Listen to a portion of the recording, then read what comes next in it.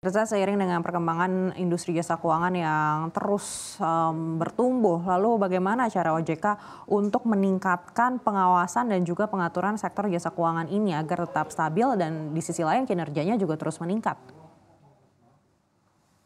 Ya, jadi OJK selain memang mandatnya adalah pengaturan dan pengawasan dan juga perlindungan kepada konsumen sektor jasa keuangan, menurut Undang-Undang P2SK, OJK, BI, Kemenq, dan LPS itu juga mempunyai mandat untuk mengembangkan, gitu ya. Jadi di satu sisi kami ingin bahwa sektor jasa keuangan dikelola dengan prudent, dengan tata kelola yang baik, begitu ya. Tapi di lain sisi juga OJK juga ingin bisa hidup lebih banyak ya yang tersedia untuk masyarakat, begitu ya.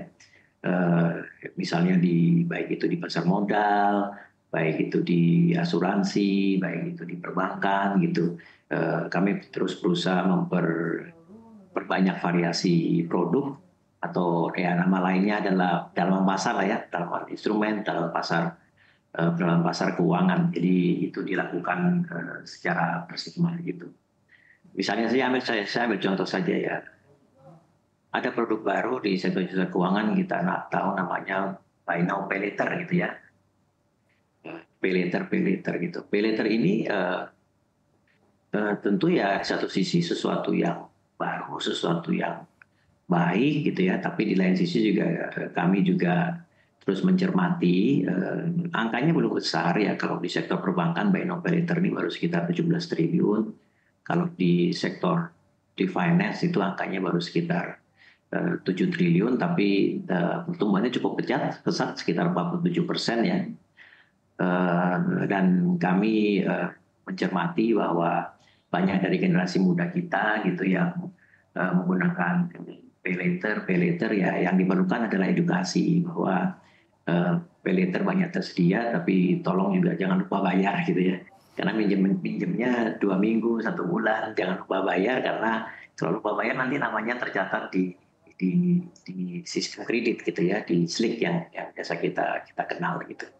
Jadi kami mendorong ya adanya pay later, tapi kami juga ingatkan pada masyarakat bahwa ya harus paham ini produk apa begitu, dan ya kalau nggak bayar nanti namanya bisa masuk di SLIK loh gitu ya. Jadi tapi produk ini bermanfaat gitu ya, terutama untuk pembelian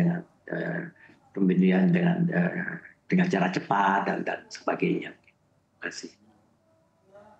Baik, Pak Mirza, di tengah perkembangan produk pay later, kita melihat ada beberapa oknum yang memanfaatkan pay later ini untuk menipu masyarakat. Lalu tanggapan dari OJK seperti apa?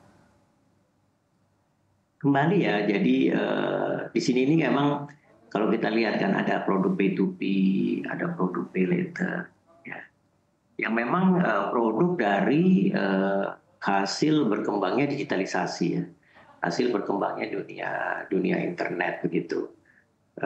Dan memang sektor jasa keuangan juga menawarkan produk tersebut. Dan tentu harapan kami adalah di satu sisi produk ditawarkan, tapi di lain sisi juga edukasi harus juga digencarkan gitu. Karena apalagi kalau untuk pembelian barang-barang konsumtif itu memang harus juga masyarakat dibuat paham gitu bahwa mendapat persetujuannya cepat gitu ya, baik P2P maupun pay later.